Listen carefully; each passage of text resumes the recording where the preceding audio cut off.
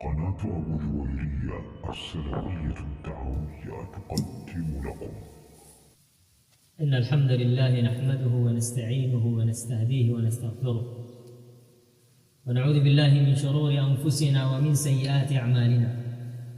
إنه من يهده الله فلا مضل له، ومن يضلل فلا هادي له، وأشهد أن لا إله إلا الله وحده لا شريك له، وأشهد أن محمدًا عبده ورسوله وصفيه وخيرته من خلقه صلى الله عليه وعلى آله وسلم. نشهد أنه قد بلغ الرسالة وأدى الأمانة ونصح لهذه الأمة، وكشف الله تبارك وتعالى به عنا الغمة. تركنا على المحجة البيضاء ليلها كنهارها سواء، لا يزيغ عنها إلا هالك. أما بعد، فإن أصدق الحديث كلام ربنا تبارك وتعالى، وخير الهدى هدى نبينا محمد صلى الله عليه وعلى آله وسلم. وإن شر الأمور محدثاتها، وكل محدثة في دين الإسلام بدعة، وكل بدعة ضلالة، وكل ضلالة في النار. أجارني الله وإياكم من النار ومن غضب العزيز الجبار. يا أيها الناس اتقوا ربكم الذي خلقكم من نفس واحدة، وخلق منها زوجها، وبث منهما رجالا كثيرا ونساء، فاتقوا الله الذي تساءلون به والأرحام، إن الله كان عليكم رقيبا. يا أيها الذين آمنوا اتقوا الله حق تقاته ولا تموتن إلا وأنتم مسلمون. يا أيها الذين آمنوا اتقوا الله وقولوا قولا سديدا يصلح لكم أعمالكم ويغفر لكم ذنوبكم، ومن يطع الله ورسوله فقد فاز فوزا عظيما. أيها المسلمون عباد الله، ضيف يمر على هذه البلاد في كل سنة في أيام معلومات، قد يتجهز الناس إليه وقد يفاجئهم بغتة، وقد يتخوف الناس من ذلك الضيف وقد يستبشرون به. وهذه سنة الله تبارك وتعالى التي خلق فيها عباده سبحانه وتعالى. تجد فيهم المحبة للشيء، ومع المحبة مقرونة بالخوف من ذلك الشيء، فيرجو شيئا ويحتاج إليه، ومع ذلك الرجاء والمحبة والشوق إليه تجده في خوف منه. وذلك الضيف الذي يأتي على الناس في كل وقت معين من العام، ألا وهو فصل الخريف. ذلك الضيف الذي تارة يباغت الناس، وفي قرارة أنفسهم أنهم في كل وقت لم يتجهزوا لهذا الضيف. وهذه الأمطار التي هي نعمة الله تبارك وتعالى، وإن تعدوا نعمة الله لا تحصوها. لن نحصي نعم الله تبارك وتعالى، ولكن فليعلم المسلم أن ما كان ظاهره نعمة ليس كله نعمة، فقد يكون ظاهره نعمة ولكن باطنه نغمة وعذاب من الله تبارك وتعالى. وقد يكون الأمر ظاهره نغمة وعذاب، ولكن ظاهره نعمة من الله تبارك وتعالى. فهذا ما يحدث للعبد المسلم. فهذه الأمطار التي يتكلم فيها كثير من الناس، ابتداء من الأخبار والنشرات الجوية إلى من يتكلم فيها ضربا بالكواكب والنجوم وقراءة لهذه الأبراج، وكل هذا ضرب من ضروب الكهانة والسحر. ليس في دين الإسلام شيء من هذا، وإن كانت هذه النشرة الأخبارية ما هي إلا محض تخمينات. وقد ظهر علينا منذ السنة الماضية راصد جوي كاد كثير من الناس أن يعتقدوا فيه اعتقادا، فيقولون إن كان قد قال هذا فقد وقع، فيقول لهم أنها ستمطر، فكثير من الناس يجادلونك بأنها ستمطر. كيف ستمطر؟ قالوا أن منذرا قال ستمطر، وستمطر في شمال البلاد وفي غرب البلاد، وما هذا إلا ضرب من ضروب السحر ومن ضروب الكهانة، فهذا ما لا يعلمه إلا الله تبارك وتعالى. ونحن في المدارس وفي الجامعات درسنا أن هذه الأمطار كما قال الفلاسفة من الإغريق واليونان الذين هم يزعمون أنهم أصحاب الحكمة، درسنا في المدارس. ومن هنا فلتعلم أيها الطالب ولتعلم أيها المسلم أن ما كل ما يدرس في المدارس بأنه صحيح، وما كل ما يدرس في الجامعات بأنه منهج صحيح. ما هذه إلا أفكار لمفكرين إلا ما رحم ربي وقليل ما هم. ما كون هذه الأمطار وماهيتها؟ قالوا إنما هي أبخرة تتصاعد من الأرض إلى السماء فتتجمع ثم تنزل. فلتعلم أيها المسلم إن كنت تعتقد هذا الاعتقاد فهذا الاعتقاد هو كفر بالله عز وجل، لأن هذه الأمطار نعمة من نعم الله عز وجل، خلقها الله عز وجل منذ أن برأ السماوات والأرض ومن عليها، كما قال النبي صلى الله عليه وسلم: ما من قطرة تنزل من السماء إلى الوديان وإلى الآكام إلا وينزل معها ملك موكل بذلك. وقالوا أن الرعد ما هي إلا شحنات سالبة بين السحب، شحنة سالبة وشحنة موجبة، فيصير اصطكاك واحتكاك بين هذه السحب فتظهر ضياء، وهذا الضياء هو البرق الذي ذكره الله عز وجل في القرآن. قال تبارك وتعالى: يكاد ثنا برقه يذهب بالأبصار. وقال تبارك وتعالى: كلما أضاء لهم مشوا فيه. سبحان الله. قالوا هذه السحب تصطك ببعضها البعض. لماذا؟ لأنها سحابة موجبة وسحابة سالبة فتحتك، وهذا الاحتكاك يظهر وينتج منه هذا الضوء الذي سموه بالبرق، وقاسوا بهذا قياسا. قالوا: وبعد ذلك الضوء يأتي إلينا الرعد وهو صوت الاحتكاك. وبهذا نعلم أن سرعة الضوء أسرع من سرعة الصوت، وما هذا إلا ضلال مبين، لأن كل ما كان من كتاب الله عز وجل وفي سنة النبي صلى الله عليه وعلى آله وسلم ما هو إلا مسلمات، ما هو إلا قواعد يبنى عليها هذا الدين. فإن كنت تعتقد ما كان يدرس فعليك أن تصحح هذه المعتقدات. فما هذا البرق إلا شواظ من النار أخبر به النبي صلى الله عليه وسلم، وما هذا الرعد إلا ملك قال النبي صلى الله عليه وعلى آله وسلم، ولا قول يقدم على قول النبي صلى الله عليه وسلم، كائنا من كان من العلماء أو من المشايخ أو من المجتهدين أو من المفكرين، لأنه أعلم الناس برب العالمين تبارك وتعالى، ولأنه لا ينطق عن الهوى ولا يتفوه بكلمة إلا والله عز وجل يوحي إليه تبارك وتعالى بها. قال النبي صلى الله عليه وسلم وأن هذا الرعد هو ملك يسمى بهذا الاسم، وهذا الصوت الذي نسمعه من الرعد وهذه الصواعق ما هي إلا يرسلها الله تبارك وتعالى من الآيات إلا تخويفا فيخاف الناس من هذا، بل وحتى الملائكة تخاف من هزيم الرعد، من هذا الرعد تتخاف منه الملائكة. قال الله عز وجل في سورة الرعد قائلا عن هذه الملائكة وعن هذا الملك الجبار الذي أخبر الله تبارك وتعالى عنه، قال تبارك وتعالى عنه في هذه الآيات أنه يسبح بحمد ربه تبارك وتعالى، والملائكة من ماذا؟ من خيفة هذا الرعد.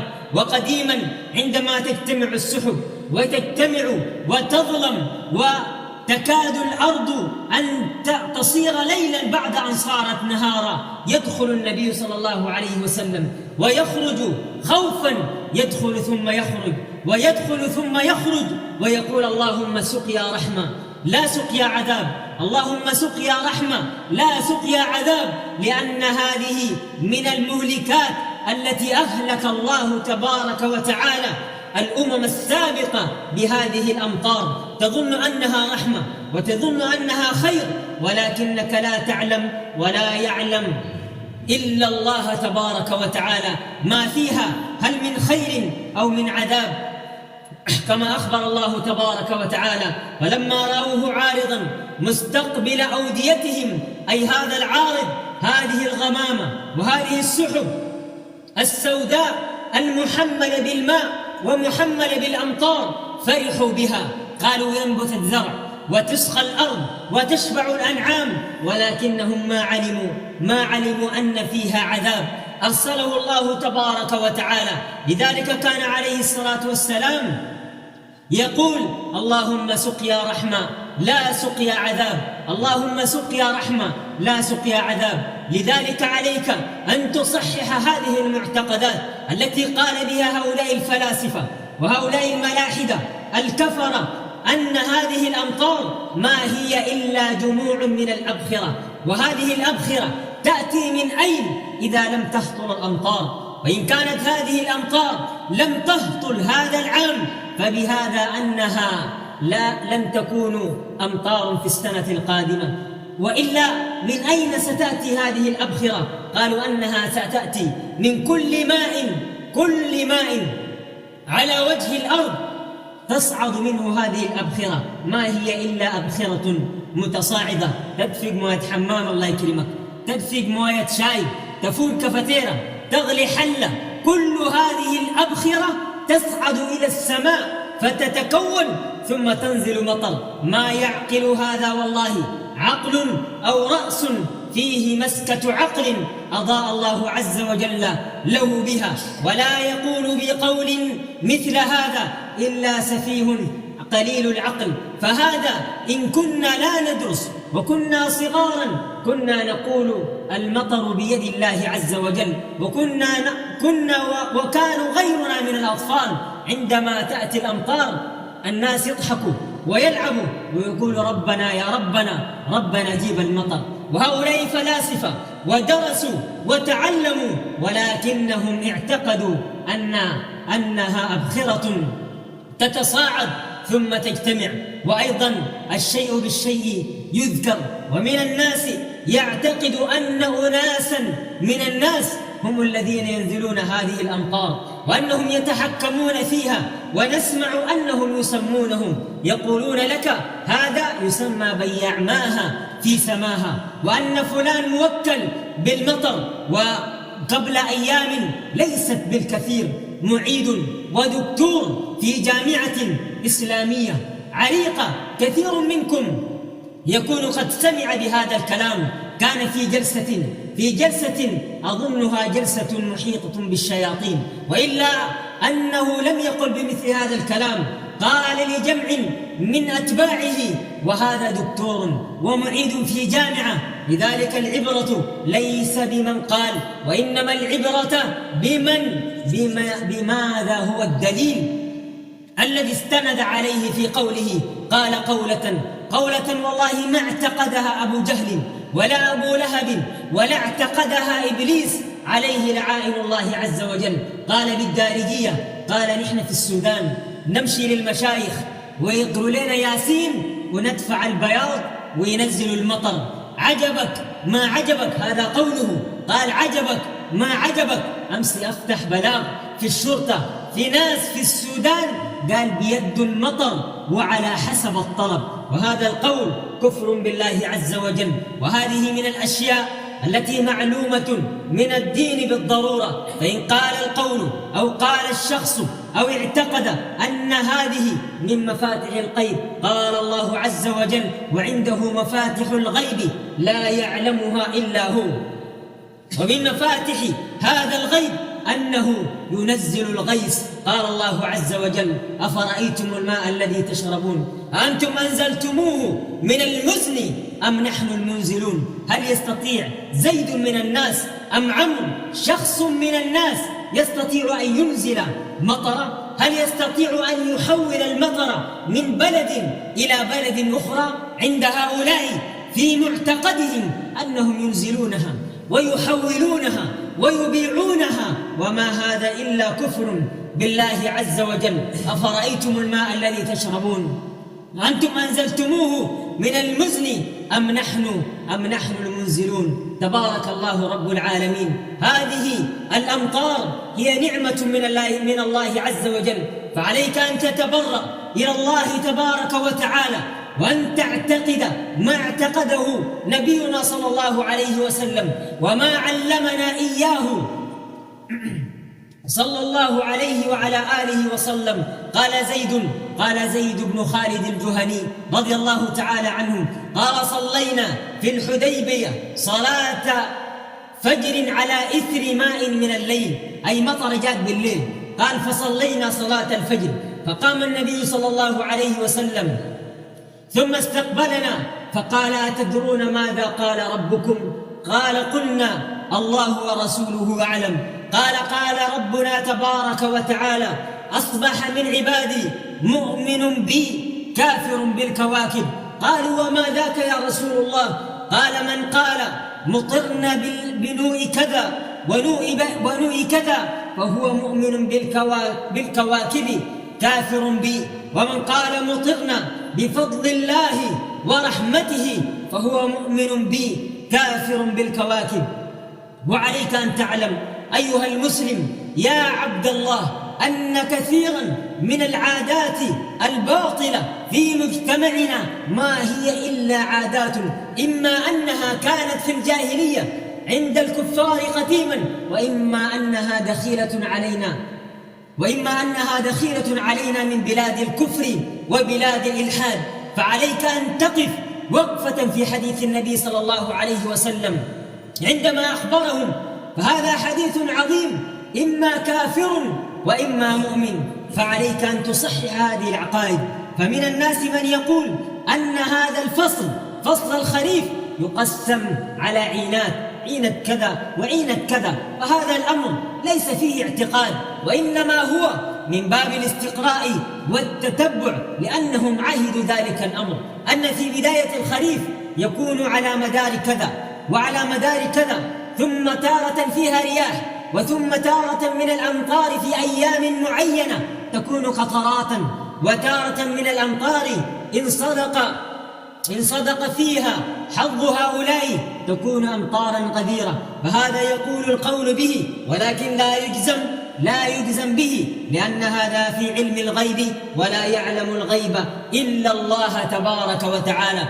وكثير من الناس عندما يرى البرق في جهة الأمام أو في جهة الشرق يقول لك خلاص لا والله جابته، وبعدهم يقول لك ده مربط العجيل، ويسمونه أسماء، يقول لك يا خلاص البرق ده مجرد ما يجي من قدام القبلي ومن القبلة خلاص بيصبحنا.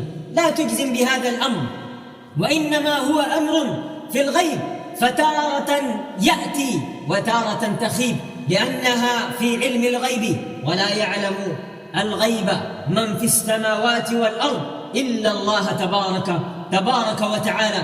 فهذه الكواكب وهذه النجوم ما خلقها الله عز وجل إلا زينة للسماء ورجوما للشياطين. وفي قول من أقوال أهل العلم قال: ليعلم بها المسير وطريق وجهتهم. أما إلى ذلك لا يعتقد فيها، ولا تمطر، ولا تزيد في مطر، ولا تنقص في مطر، لأن هذا المطر رزق من الله عز وجل. ورزقك يا عبد الله وإن كان رزق بهيمة لا يظلمها الله عز وجل ولا يحوله لغيره. فتبرأ من اعتقاد الفلاسفة والملاحدة من الكفار، وتبرأ من اعتقاد هؤلاء الذين يلحدون في أسماء الله عز وجل، وأنهم يوكلون أشخاصا عبادا أمثالنا، كما قال الله عز وجل: يا أيها الناس ضرب مثل فاستمعوا له إن الذين تدعون من دون الله عباد أمثالكم. وقال الله عز وجل: إن الذين تدعون من دون الله لن يخلقوا ذبابا ولو اجتمعوا له وإن يسلبهم الذباب شيئا لا يستنقذوه منه ضعف الطالب والمطلوب. لا يستطيع أن يسترد لقمة من العيش أخذها الذباب في رجليه. هل يستطيع أن ينزلك مطرا؟ هل يستطيع أن يصرف عنك صاعقة؟ هل يستطيع أن يصرف عنك برقا؟ عليك أن تعتقد اعتقاد ما أمر به النبي صلى الله عليه وسلم وتتبرأ من هؤلاء ومن معتقدهم، وكذلك من العادات والتقاليد التي يعتقدون كما قال النبي صلى الله عليه وسلم في هذا الحديث أن تبتعد من هذه الأنواع وهذه الكواكب، وأن تعتقد أن المطر بيد الله عز وجل وأنها نعم من نعم الله سبحانه وتعالى. أقول ما تسمعون واستغفر الله العلي العظيم لي ولكم من سائر الذنوب فاستغفروه إنه هو الغفور الرحيم.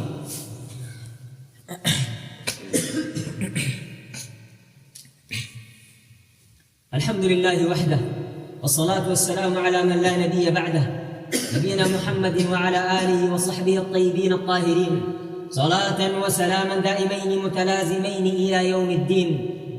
أما بعد، أيها المسلمون عباد الله، أخبرنا النبي صلى الله عليه وسلم في ديننا الإسلامي الحنيف ما من شاردة ولا واردة إلا وأخبر بها النبي صلى الله عليه وسلم، كما قال صحبه الكرام رضي الله تعالى عنهم: ما ترك صغيرة ولا كبيرة ولا شاذة ولا فاذة إلا وأخبر بها النبي صلى الله عليه وسلم.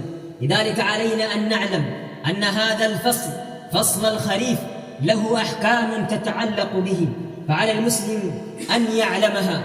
أولا اعلم أيها المسلم يا عبد الله أن في هذه الأوقات عندما تجتمع هذه السحب، فإن أردت هذه الأمطار وكنت في حوجة إليها فعليك أن تسأل الله عز وجل، فهذه من سنة النبي صلى الله عليه وسلم أن ترفع يديك وأن تقول: اللهم صيبا نافعا، وعليك أن تدعو بها وأن تدعو لأن تحل عليك بركة في هذه الأمطار، وأن تقول: اللهم سقيا رحمة لا سقيا عذاب. وإن كان الناس قد سقوا وإن كانت الأمطار كثيرة، فشرع النبي صلى الله عليه وسلم أن يدعو الناس إن كان في ذلك الأمراض في ذلك أو في تلك الأمطار تلفا في الزرع وتلفا في المنازل وتلفا في البهائم والأنعام، فيدعو الناس. قد شرع النبي صلى الله عليه وسلم بذلك أن يدعو بذلك أن تصرف عنهم، اللهم أن يصرفها الله تبارك وتعالى عنهم، أن يقولوا: اللهم اذهب بها إلى مواطن القطر، إلى مواطن الزروع، وإلى سفوح الجبال، وإلى منابت الشجر، فيصرفها الله تبارك وتعالى عنهم. وكذلك أيضا في وقت نزول الأمطار هنالك وقت يستجاب فيه الدعوة، فليجتهد المسلم وليدعو الله عز وجل كما كان النبي صلى الله عليه وسلم يقوم بذلك ويحث عليه. وأيضا من سنة النبي صلى الله عليه وعلى آله وسلم أنه عندما تكون الأمطار قليلة كان يخرج ويتعرض إليها ويكشف رأسه صلى الله عليه وسلم ويقول: إنما هي حديثة عهد بربها، فيخرجون الأطفال ويلعبون ولا يمنعون إن لم يكن في ذلك ضرر. وأيضا على المسلم إن كان يأتي إلى المسجد فليأتي ولا يعتقد أن مياه الأمطار هذه تنجس وأن فيها نجاسة، وإنما هو ماء مبارك وإنما هو ماء طاهر، اللهم إلا إن كان يغسل رجليه مما خاض فيه من الطين والوحل لكي لا يتسخ المسجد، أو أن يرى نجاسة عينية بينة فحينها يغسل منها رجليه، ولكنه لا ينتقض